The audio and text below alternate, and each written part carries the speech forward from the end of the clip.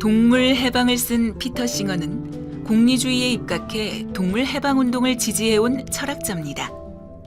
1973년 동물 해방이라는 제목의 에세이를 더 뉴욕 리뷰에 게재한 후 2년 뒤인 1975년 같은 제목의 책을 출간했는데요. 그는 이 책에서 인간의 사소한 이익을 위해 동물에게 엄청난 고통을 가하는 행위는 부도덕한 것이므로 철폐해야 한다고 주장합니다. 동물권 운동의 중요성을 강조한 싱어는 고등동물도 인간과 똑같이 고통을 느낄 수 있다는 점을 강조합니다.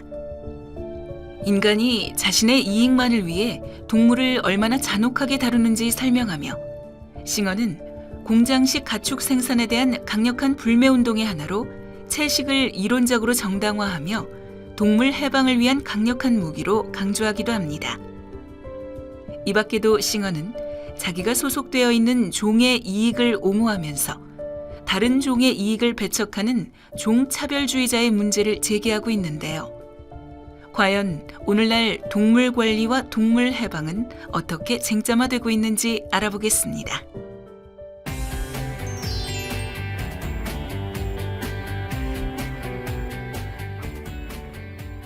B급 고전 오늘은 피터 싱어의 동물 해방을 읽어보겠습니다.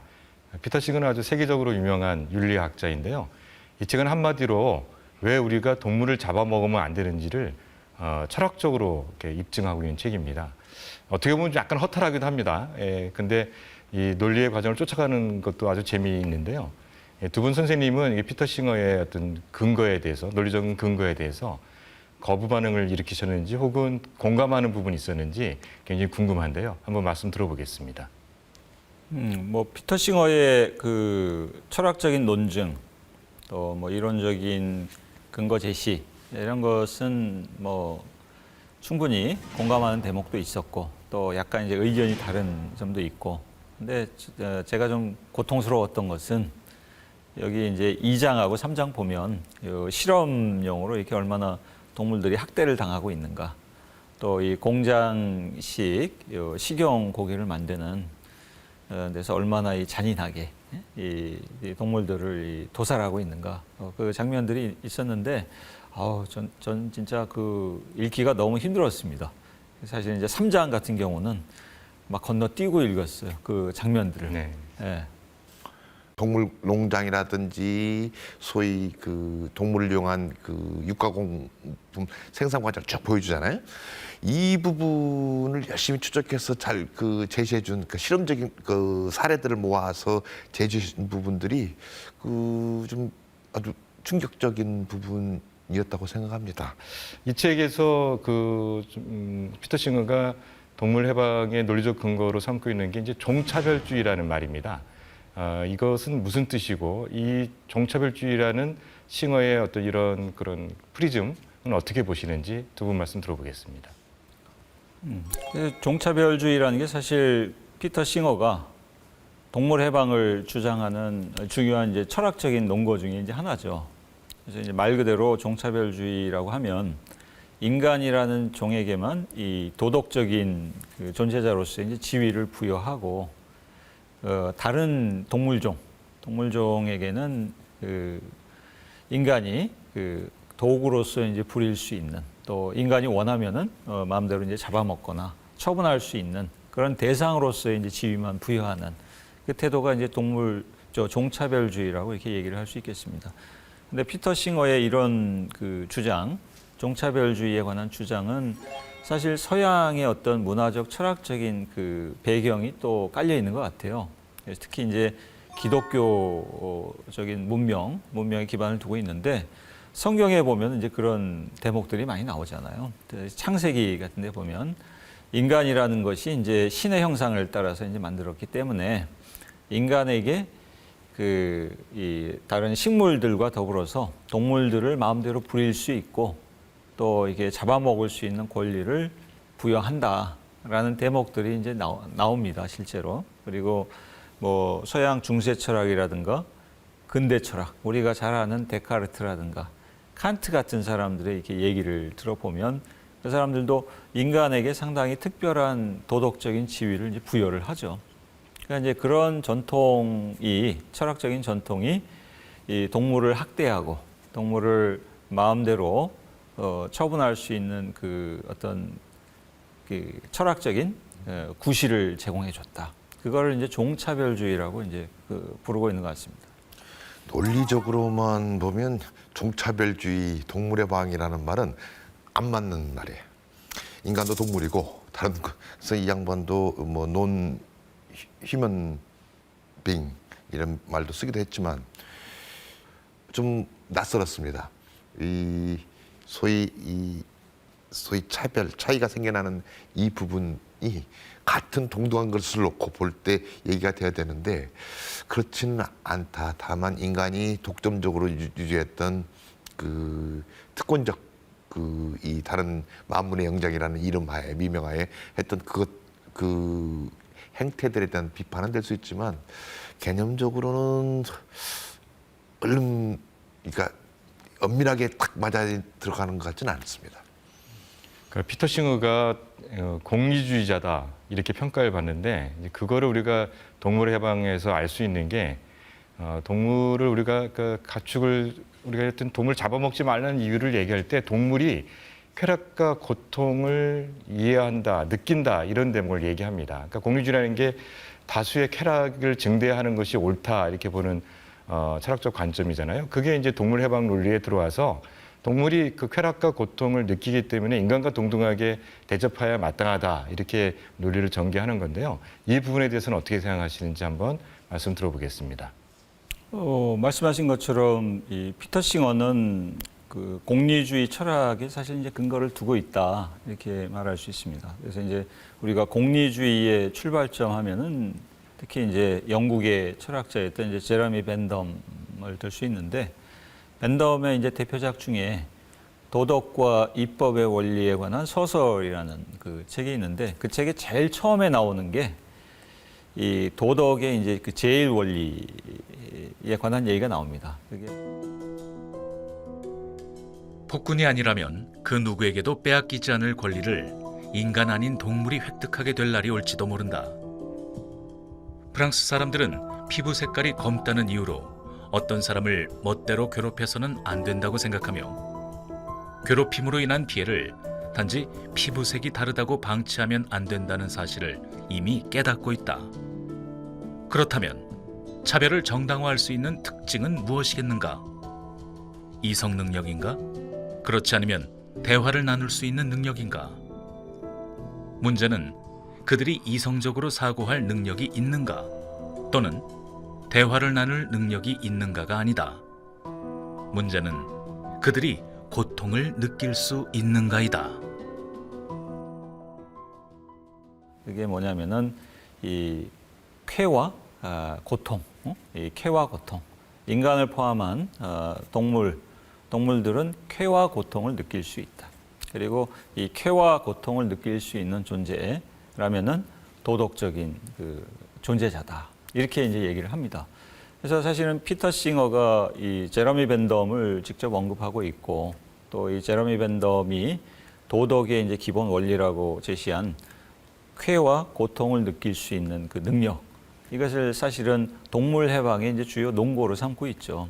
다른 말로 하면 지금까지 서양 철학에서는 특히 이제 다른 근대 철학자들은 그 도덕적인 주체의 지위를 이성을 지니고 있고 또 자기의식적인 존재고 또 자율성을 가진 존재자만이 도덕 공동체의 구성원이 될 수 있다라고 이제 주장을 했고 그래서 그런 점에서 보면 인간만이 사실은 이제 도덕적인 지위를 가질 수 있고 동물이라든가 이런 존재는 그 도덕적인 그 존재자의 지위에서 이제 빠져 있는데 근데 우리가 그것을 쾌와 고통을 느낄 수 있는 원리 이것을 도덕적인 지위를 부여할 수 있는 원리라고 그 제시를 하게 되면 동물도 역시 이 도덕적인 그 존재자의 이제 그 지위에 이제 포함이 됩니다.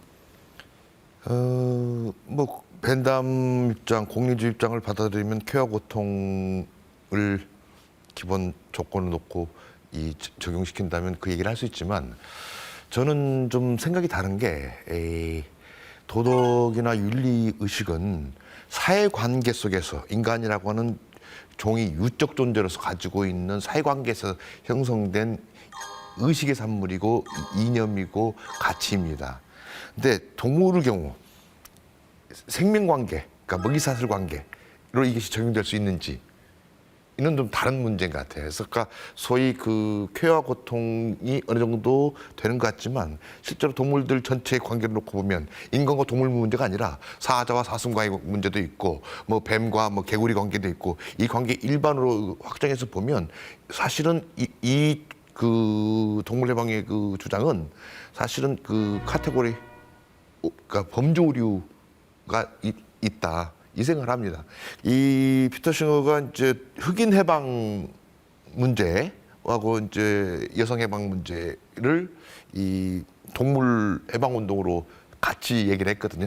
운동의 차원에서는 소수자들이 확산해가면서 문제를 공론화시키고 이슈화시키고 사회문제화시키고 입법화시키고 제도화시키고 문화를 바꾸는 그 과정은 뭐 유사하다고 봐요. 하지만 그 동물 해방에 동원되는 논리 구조나 이 정당성이나 근거가 노예 해방하고 같냐? 이건 전혀 다른 문제라고 생각합니다. 피터 싱어가 안 선생님 말씀 들었으면 당신은 종차별주의에 이미 깊이 예? 물들어 있다. 그렇죠. 이렇게 이제 반론을 할 수도 있을 것 같아요. 그러니까 안재원 선생님은 인간하고 동물 사이에 벌써 기본적으로 이제 그 존재의 차이, 어떤 능력의 차이 그런 것이 있기 때문에 동물을 도덕적인 그 존재자로 도덕 공동체의 구성원으로 보는 게 그 말이 안 된다.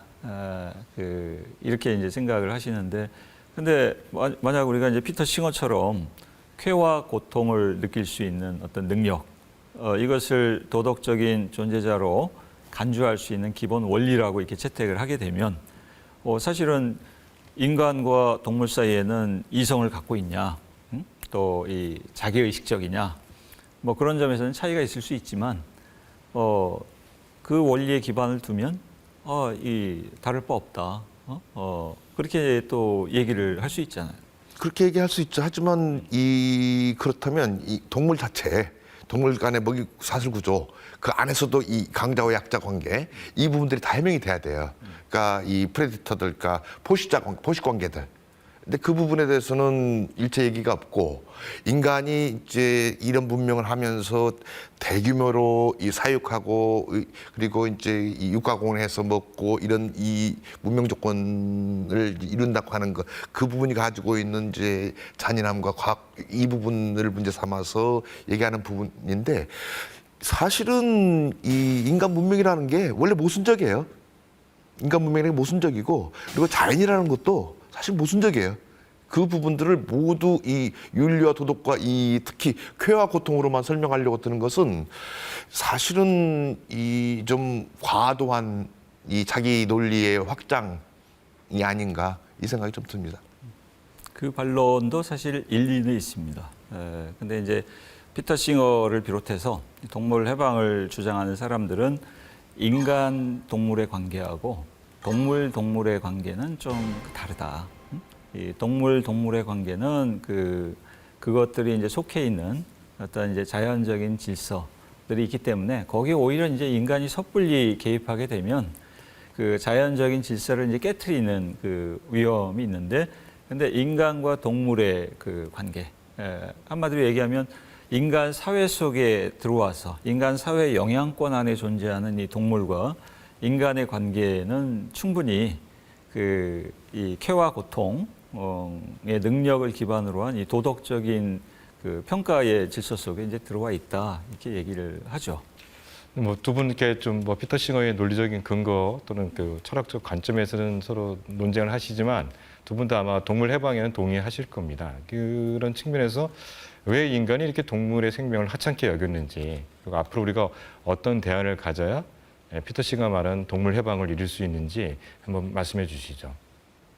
그래서 그 인간 역사를 보면요, 사실은 동물을 보는 그 관점들이 좀 약간 그 변화해 왔다, 이렇게 좀 볼 수 있을 것 같습니다. 그래서 굉장히 오랫동안 인간에게 동물은 주로 그 도구로서의 이제 기능을 이제 수행을 해 왔습니다. 그러니까 어떤 경우에는 식용의 도구인 경우도 있고, 그 예전에 이제 이 농경 사회에서는 이제 뭐 소라든가 이 말이라든가 이런 것은 농사를 돕는데 도움이 되는 이제 도구 역할을 하기도 하고, 또 이 에스키모한테 이제 뭐 이 개 같은 경우는 또 썰매를 끄는 역할을 하기도 하고, 여러 가지 이제 그 인간의 이익을 위한 도구 역할을 이제 주로 해왔는데, 이 근대 이후 특히 이제 이 그 동물의 그 권리라든가 동물 해방에 대한 관심이 늘어나면서 이 반려자로서의 이제 동물이라는 이제 생각들을 또 이제 그 갖게 된 것 같습니다. 그래서 우리나라에도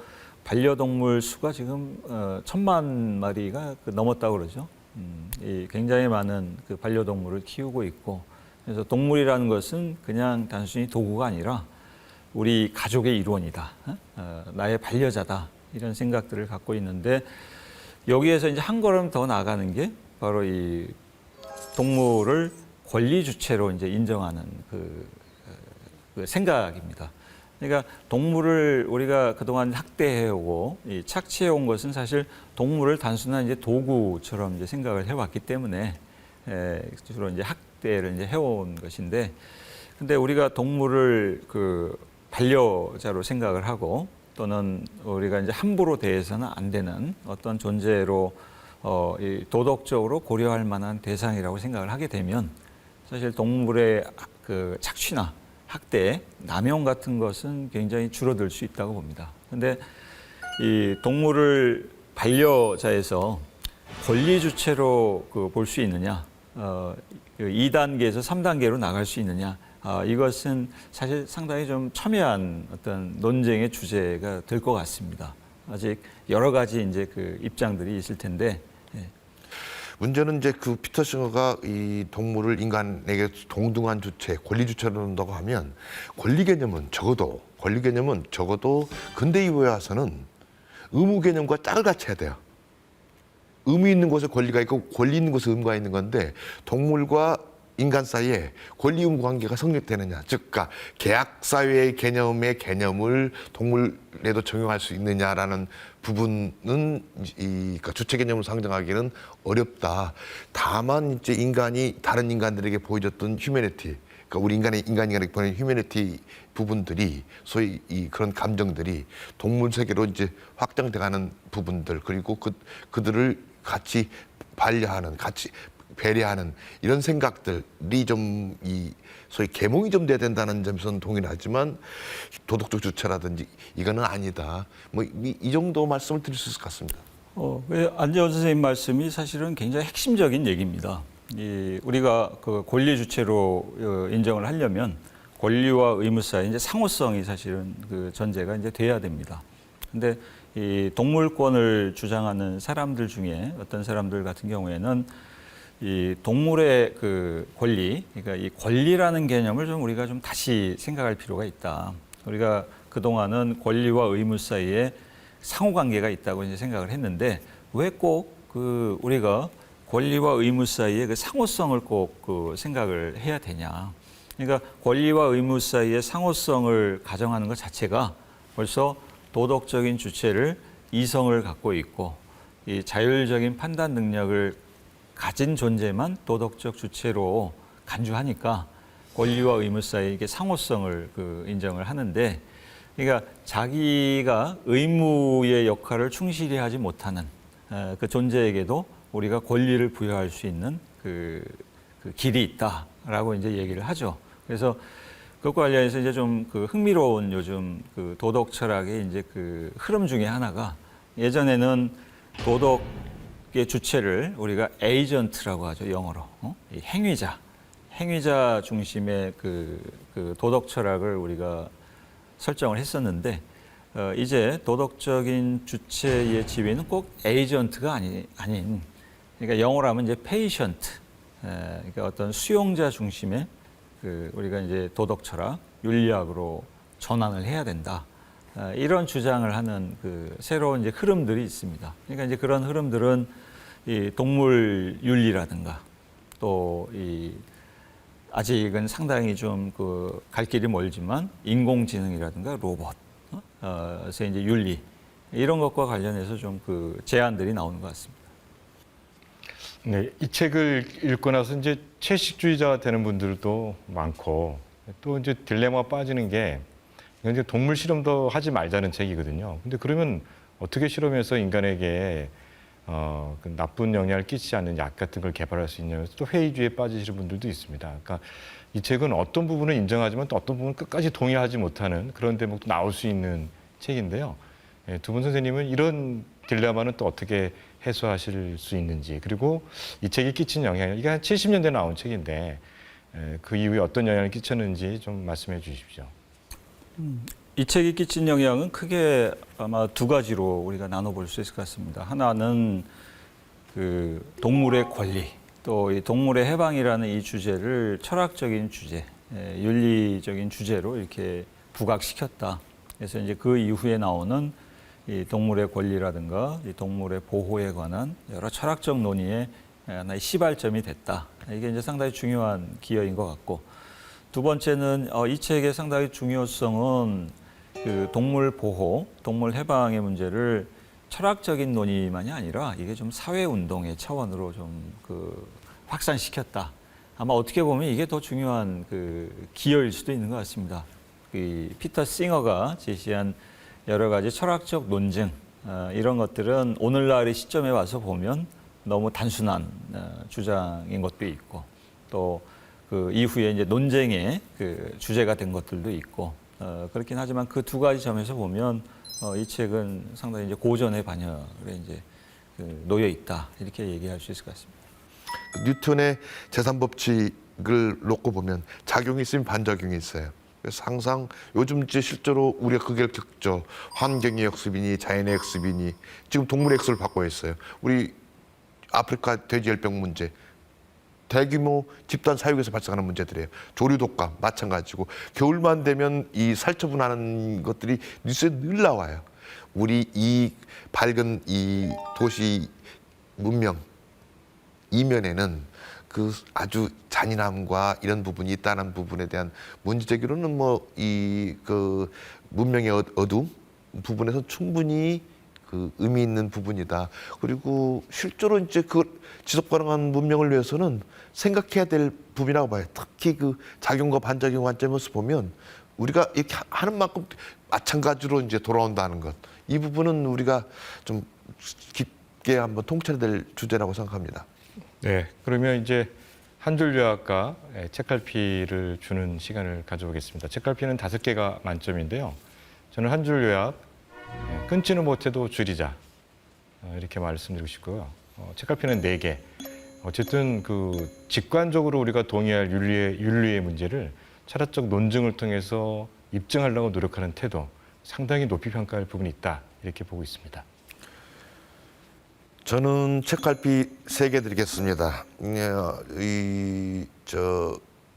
어느 문명에서나 인간은 만물의 영장이라고 주장해 왔는데 이 책이 이거는 분명히 해준 것 같아요. 인간이 만물의 영장은 아니다. 그리고 더 이상 그 독점적인 주의를 유지하기 위해서라도 인간이 좀 변해야 된다. 이 문제 제기를 했던 점에서는 높게 평가하고 있습니다. 저도 4개를 주겠습니다. 이게 싱어의 아주 실천적인 열정도 이제 돋보이고, 또 이 도덕적인 신념, 대단한 책이죠. 그래서 이제 한 줄 요약을 하면 동물 해방은 오히려 인간의 진보를 위한 투쟁이다, 이렇게 요약을 하겠습니다. 네, 뭐 먹느냐 마느냐 이런 주제인데요. 먹지 않아야 할 이유가 굉장히 많습니다. 그런 측면에서 싱어의 동물 해방을 읽어보시면서 이 인간의 윤리적 태도라는 것이 동물에게까지 확대되는 것이 무슨 가치가 있는가, 이 문제를 고민해 보셨으면 좋겠습니다. 이상으로 B급 고전 마치겠습니다.